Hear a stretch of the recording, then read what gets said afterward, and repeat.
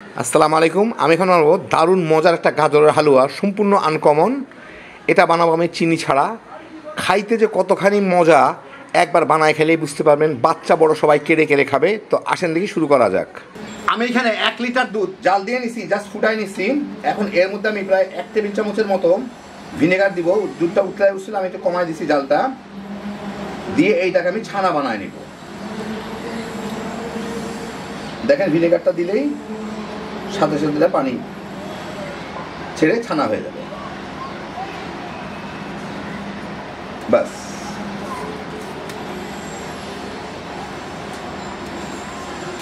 যখন পুরা সবুজ পানিটা বের হয়ে যাবে, এখন আমি এটাকে ছানার পানিটা ঝরায় নিব।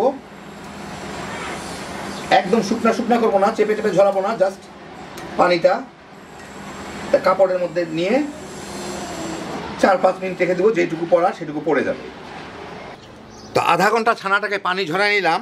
এখন এইটাকে আমার ভালো করে আমি একটু মথে নিব, একদম মসৃণ করে নিব। এটা মথে নিতে হবে, বেটে নেওয়া যাবে না। বেটে নিলে কিন্তু তেল ছেড়ে দিবে। এমনভাবে মথে নিতে হবে যে দানা দানা না থাকে। এটা হইলে আমার হয়ে যাবে, কিন্তু একদম বেটে নিলে কিন্তু এটা তেল ছেড়ে দিবে। সেই রকম করে করা যাবে না, কিংবা বেশি মতলেও কিন্তু এটা তেল ছেড়ে দিবে। জাস্ট দানাগুলোকে ভেঙে নিলেই আমার হয়ে যাবে। এভাবে কিছুক্ষণ করলেই দানাগুলো ভেঙে যাবে। 4-5 মিনিট মথে নিলাম, একদম নরম আর একদম স্মুথ হয়ে গেছে এটা। এখন আমি কোনো দানা নাই ভিতরে। এখন আমি এগুলোকে একটা কিছু দিয়ে ঢেকে রাখবো। একটু পরে এটা আমার ব্যবহার করতে হবে। আমি 1 কেজি গাজর ধুয়ে নিছি। এই গাজরটাকে আমি গ্রেটারের এই অংশটুকু দিয়ে পাতলা পাতলা করে, এই যেরকম চিকন চিকন করে গ্রেট করে নিব। আমি খোসা টোটা ছিললাম না, দরকার নাই, কারণ এগুলো এমনি সিদ্ধ হয়ে যাবে, কোনো অসুবিধা নাই। কেউ চাইলে ছিলে নিতে পারেন। এই যেভাবে চিকন চিকন করে আমি গ্রেট করে নেব। আমি চুলায় একটা কড়াই গরম করে এর মধ্যে 1 টেবিল চামচ ঘি গলায় নিব। ঘিটা গলে গেলে এর মধ্যে আমি গাজরগুলা দিয়ে এটাকে একটু ভেজে নিব। এতে গাজরের সুন্দর একটা ফ্লেভার আসে, এই জন্যই দিলাম। কেউ চাইলে ঘি না দিয়েও এমনি ভেজে নিতে পারে, কোনো অসুবিধা নাই। আমি করে দেখছি, খুব একটা খারাপ লাগে না। 7-8 মিনিট ভাজলাম ভালো মতোই। আমি মিডিয়াম আঁচে ভাজতেছি, বেশি আঁচে ভাজলে কিন্তু তলায় পুড়ে যেতে পারে। যখন এটা মোটামুটি পুরাটাই একটু ভাজা ভাজা হয়ে যাবে, রংটা বদলা যাবে, কাঁচা কাঁচা একটু থাকবে না, তখন আমি এর মধ্যে দিয়ে দিচ্ছি 3 কাপ দুধ, 1 লিটার দুধ। আমার কড়াইটা মোটামুটি বড়, আমি প্যাকেটের দুধ ব্যবহার করতেছি। 1 লিটার দুধের থেকে 1 কাপ দুধ আমি রাখছি উপরে টপিং এর জন্য, আর এখানে 3 কাপ দুধ দিয়ে দিলাম। এখন এটাকে আমি মাঝারি আর লোয়ের মাঝামাঝি আছে, এখন এটাকে আমি মাঝারি আর লোয়ের মাঝামাঝি আছে ভেজে, এখন আমি এটাকে ভালো মতো মিলাই দিলাম। এখন আমি এটাকে লোয়ার মিডিয়ামের মাঝামাঝি আছে জাল দিয়ে সিদ্ধ করে নিব।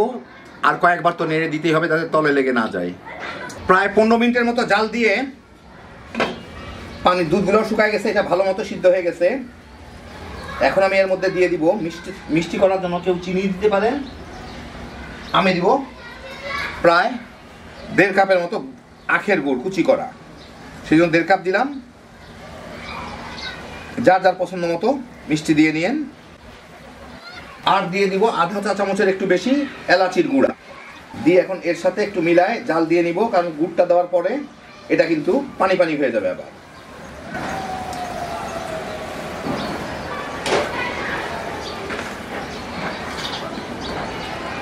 গুড়টা গলে এই দেখেন পানি পানি হয়ে যাচ্ছে। এখন এটাকে আমি জাল দিয়ে কিছুটা শুকায় নিব।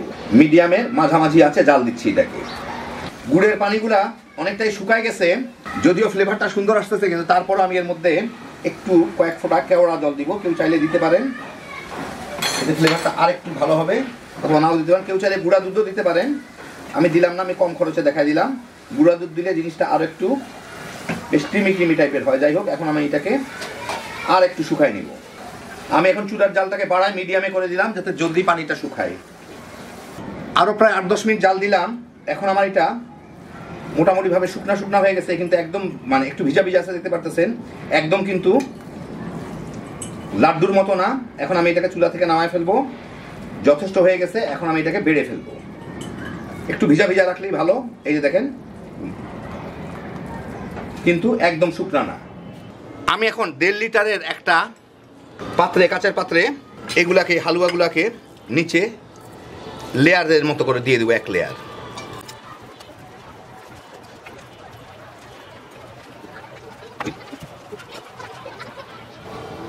এখন এটাকে একটু সমান করে দিব চতুর্দিকে, মোটামুটি দিলাম। আর একটু করে দিব। এখন উপরের লেয়ারটা বানায় ফেলবো। আমি এখানে 1.5 কাপ দুধ নিচ্ছি। এর মধ্যে আমি 3 টেবিল চামচ কর্নফ্লাওয়ার দিব। এমনি চামচে দিলাম, অনুমান করে দিলাম আর কি। আধা কাপ চিনি দিব। আর যে ছানাটুকু আমি মথে রাখলাম, সেই ছানাটুকু দিয়ে দিব এর মধ্যে। গুঁড়া দুধের বদলে ছানা অনেক সস্তা, অনেক বেশি ক্রিমি হয়। এখন এটাকে আমি একটা ঘুটা দিয়ে ভালো মতো মিলাই দিব। তার আগে আমি এর মধ্যে একটু গোলাপ জল দিব, কয়েক ফোঁটা। একটু মিষ্টির দোকানের মিষ্টি মিষ্টি ভাব আসবে, ফ্লেভার আসবে। আর আধা চা চামচ এলাচির গুঁড়া। এখন এটাকে ভালো মতো মিলাই নিই। আমি একটা হুইস্ক ব্যবহার করে এটাকে মিলাই নিব। ভালো মতোই মিশলো। একটু দানা দানা আছে, অসুবিধা নাই। এগুলো হচ্ছে ক্রিম। এখন আমি চুলাটা ধরে এটাকে জাল দিব, সাথে সাথে আমি এটাকে নাড়তে থাকবো। এইটা দিয়ে আমি নাড়তে থাকবো, নাইলে নিচের দিকে লেগে যাবে। কারণ এটা ফুটে ওঠার সাথে সাথেই কিন্তু ঘন হয়ে যাবে। এই 3-4 মিনিটের মধ্যেই এটা গরম হওয়া শুরু করে। আর দেখেন, এই যে পাশ থেকে জমে জমে যাচ্ছে। এখন এটাকে নাড়ার উপরে ভালো মতো রাখতে হবে, পুরাটা যাতে ফুটে উঠে। উঠলে পুরাটাই ঘন হয়ে যাবে। ঘন হয়ে গেছে, ঘন হইলেই হবে না, এটাকে সব দিক থেকে যাতে ফুটে এরকম একটা মানে তাপমাত্রায় আনতে হবে। হয়ে গেল। এখন এটাকে আমার দেখেন সব দিক থেকে ফুটতেছে। যত দ্রুত সম্ভব ওই গাজরের হালুয়াটার, মানে গাজরের ওইটার উপরে ঢেলে নিয়ে ফেলতে হবে। এখন আমি গাজরের এটার উপরে এইটাকে ঢেলে দিব, দিয়ে চতুর্দিকে সমানভাবে ছড়ায় দিব।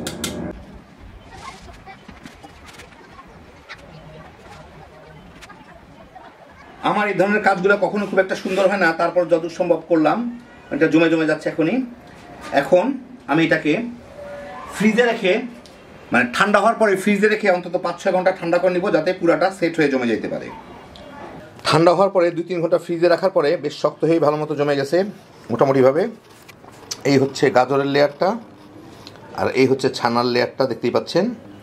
এখন আমি আপনাদেরকে উপরে একটু বাদাম টাদাম দিয়ে দেখাচ্ছি আর কি। এখন আপনাদের একটু কেটে দেখাই কেমন হইল। এই দেখেন ভিতর দিকটা। এইটা খাইতে যে কতখানি মজা, একবার না বানায় খেলে বুঝবেন না। চিনি ছাড়া গুড় দিয়ে এটার স্বাদ অসাধারণ, এবং ফ্লেভারটা একদম জানটাকে ঠান্ডা করে দিবে। যারা হালুয়া কিংবা মিষ্টি জিনিস পছন্দ করেন, একবার এভাবে বানায় দেখেন, বাচ্চা বড় সবাই মিলে তামা করে খেয়ে ফেলাইতে পারবেন। হ্যাপি জোশের একটা আইটেম। আল্লাহ আপনাদের সবাইকে ভালো রাখুন, সুস্থ রাখুন, নিরাপদে রাখুন। ইনশাল্লাহ বেঁচে থাকলে আবার দেখা হবে। আল্লাহ হাফেজ।